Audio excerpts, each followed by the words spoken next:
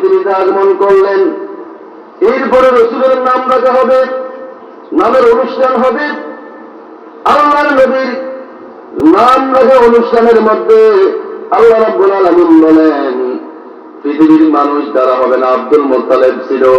আল্লাহ পাক বলেন, আমার বন্ধুর নাম রাখার জন্য আমি আরশ আজিম থেকে লক্ষ লক্ষ ফেরেশতা দুনিয়ায় পাঠিয়ে দিয়েছি। সুবহানাল্লাহ বলেন। ওই যে আমরা বলি, ইন্নাল্লাহা ওয়া মালাইকাতাহু ইউসাল্লুনা আলান নবী ইয়া আইয়ুহাল্লাযীনা আমানু সাল্লু আলাইহি ওয়া সাল্লিমু তাসলিমা। আল্লাহ পাক বলেন, আমার প্রিয় দোস্তের নামের অনুষ্ঠানের মধ্যে লক্ষ ফেরেশতা নাযিল করে দিলাম, তাদেরকে বলে দিলাম যে আমার প্রিয় বন্ধুর নামের অনুষ্ঠানে গিয়ে তোমরা তাসবিহ পড়বা, দরুদ পড়বা, আর যারা আছে সবাইকে আমি জানাইয়া দিলাম তারাও যেন আমার নবীর উপরে দরুদ পড়ে। সুবহানাল্লাহ বলেন। নামের অনুষ্ঠান শুরু হয়ে গেল। প্রখ্যাত আলেম আল্লামা আব্দুল হক মুহাদ্দিস দেহলভী বলেন, রসুলের নামের অনুষ্ঠানের মধ্যে ফেরেশতারা আসলেন, পরে একজন ফেরেশতা আরেকজন ফেরেশতাকে একটা গোটা মারলেন, একটু দুষ্টামি করলেন। আল্লাহ রাব্বুল আলামিন তাদের এই দুষ্টামিকে পছন্দ করলেন না। আল্লাহ পাক বলেন, সঙ্গে সঙ্গে আমি তাদেরকে দুইজন ফেরেশতাকে বদসুরুত করে দিলাম।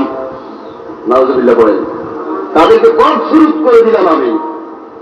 বলা হলো ফেরেশতারা আল্লাহকে, আরে আল্লাহ তাআলা আমাদেরকে বদসুরুত করলেন কেন?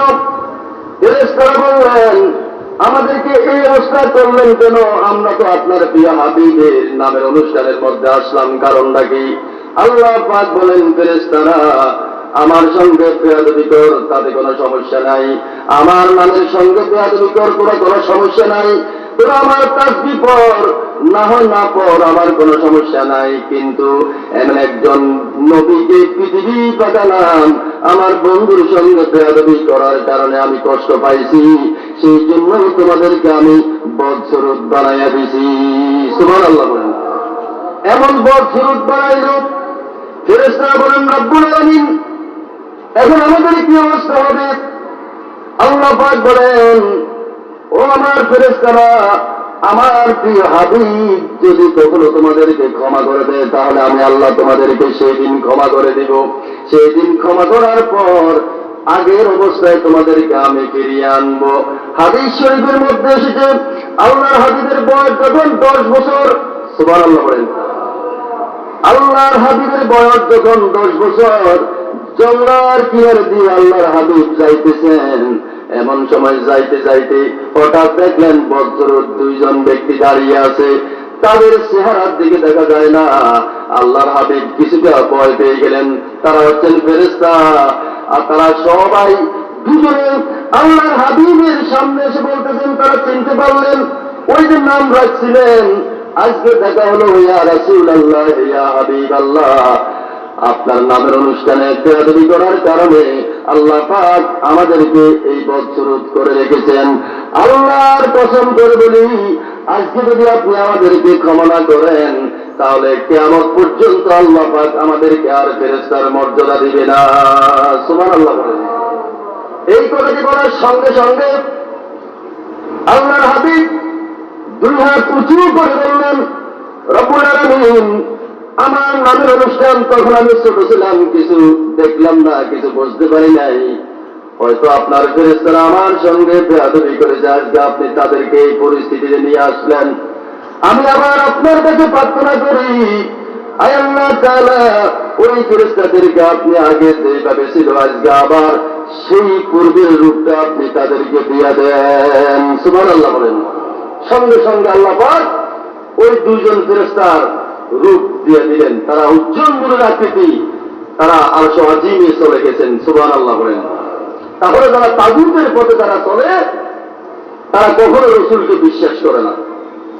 রসুলের সাথে একসাথে খাওয়া দাওয়া করবে, একসাথে চলবে, একসাথে ঘোরাফেরা করবে, একসাথে তারা রসুলের পিছনে নামাজ পড়বে, কিন্তু রসুলকে তারা মানবে না। এমন একজন সাহাবী ছিল, এমন একজন সাহাবী ছিল যে রসুলের কাতেবের লেখক বলা হয়।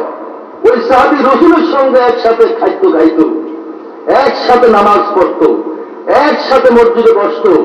এরপরে রসুল যখন বাসায় চলে যেত, এই সাহাবী রসুলের নামে মিথ্যা অপবাদ দিত, মিথ্যা রটনা দিত, মিথ্যা কথা বলতো যে রসুল অমুক, রসুল খারাপ, রসুল ভালো না, এই রসুলের কর্মকাণ্ড এমন, এই রসুলের অনুসরণ আমরা করি না, এই সাহাবী বলতো।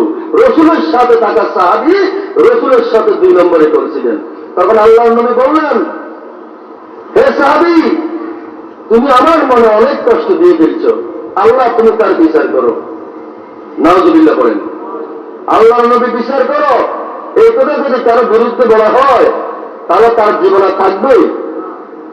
বাইরে আমার কিছুদিন পরে এই সাহাবী মরে গেল। হাদিস শরীফের মধ্যে এসেছে, গ্রামবাসীরা সবাই মিলে এই সাহাবীকে সাজগোজ করালো এবং তার জন্য একটা কবর খনন করা হলো। এই কবরের মধ্যে জানাজার পরে তাকে দাফন করা হবে। তখন দেখতে পেল, প্রথম কবরের মধ্যে লোকটার জানাজা শেষ, দাফন করবে। লোকটাকে যখন কবরের মধ্যে শোয়াইতে গেলেন, তখন দেখতে পেলেন কবরের মধ্যে অসংখ্য অসংখ্য বড় বড় সাপ। নাউজুবিল্লাহ বলেন, এই কবরের মধ্যে তাকে দাফন করা হবে না। তার মানে হচ্ছে রসুলের সঙ্গে বেয়াদবি করার পর আল্লাহর নবী যখন আল্লাহর কাছে তার বিরুদ্ধে নালিশ করলেন, তখন সঙ্গে সঙ্গে আল্লাহ পাক সেটা মঞ্জুর করে নিলেন। পৃথিবীর মাটি তাকে ধরবে না, তাকে গাছের মধ্যে লটকায় দেওয়া ছাড়ার কোনো উপায় নাই। সুবহানাল্লাহ বলেন, রসুলের সাথে বেয়াদবি এত সোজা নয়। হাদিসটার মধ্যে এসেছে, আল্লাহর নবী বলতেছেন, এক এক করে 7টা কবর খনন করা হলো একদিনের ভিতরে, কিন্তু লোকটাকে দাফন করতে পারে নাই। সাহাবায়ে কেরাম জিজ্ঞেস করলেন, ইয়া রাসূলুল্লাহ, ইয়া হাবিবাল্লাহ, এই সাহাবী তো আপনার সঙ্গে থাকতো, আপনার সঙ্গে ঘুমাইতো, আপনার সঙ্গে দ্বীনের দাওয়াত দিত, আপনার পেছনে পেছনে জামাতে নামাজ পড়তো, যে কথা বলতেন সেটাই শুনতো। আজকে যে আপনার এই সাহাবার এই অবস্থার কারণটা কি? আপনি একটু আল্লাহর দরবারে হাত তোলেন, আল্লাহ পাক যেন এই সাহাবীকেও মাফ করে দেয়। সুবহানাল্লাহ বলেন। সেই সময় তো রসুল ছিল বিদায় আল্লাহর কাছে চাইতো। এখন বর্তমানে আমি আর আপনি যে আল্লাহর সঙ্গে বেয়াদবি করি, রসুলের সঙ্গে বেয়াদবি করি, রসুলের সুন্নতের সঙ্গে বেয়াদবি করি, রসুলের পাগলের সঙ্গে বেয়াদবি করি, রসুলের দায়কে নিয়ে বেয়াদবি করি, রসুলের টুপি নিয়ে বেয়াদবি করি। আচ্ছা বলেন তো দেখি, রসুল কি এখন আছে নাকি যে আপনাকে বলবে, আপনার জন্য আল্লাহর কাছে বলবে আর আপনি ক্ষমা পেয়ে যাবেন? এমন তো নয়। কিন্তু দেখা যাচ্ছে সেই যুগে রসুল জিন্দা ছিল বিদায় ওই রসুল যখন আল্লাহর কাছে বললেন, আয় রাব্বুল আলামিন, সে আমার সঙ্গে একসাথে ঘুমাইতো, একসাথে থাকতো, একসাথে আমার সঙ্গে চলাফেরা করতো, খাদ্য খেত, নামাজ পড়তো। সুতরাং আল্লাহ একে একে 7টা কবর খনন করার পরেও যেহেতু এই সাহাবীকে দাফন করা যাইতেছে না, অন্যরকম ভাবে 8 নম্বর কবর খনন করো। আল্লাহ পাক বলেন, নবী হাত উঠাবেন না, আমি আপনার মনের কথা বুঝতে পেরেছি। সঙ্গে সঙ্গে এই সাহাবীকে আল্লাহ মাফ করে দিয়েছেন। সুবহানাল্লাহ, মাফ করে দিয়েছেন। এরপরে 8 নম্বর কবর যাই, তারপরে যা দাফন করা হয়েছে। তাহলে রসুলের সাথে যারা বেয়াদবি করবে, রসুলের ওয়ারিসদের সাথে যারা বেয়াদবি করবে, তাদের কিন্তু রক্ষা নাই। কথা বুঝতে পেরেছেন? যারা রসুলের সাথে বেয়াদবি করবেন তাদের কোনো রক্ষা নাই।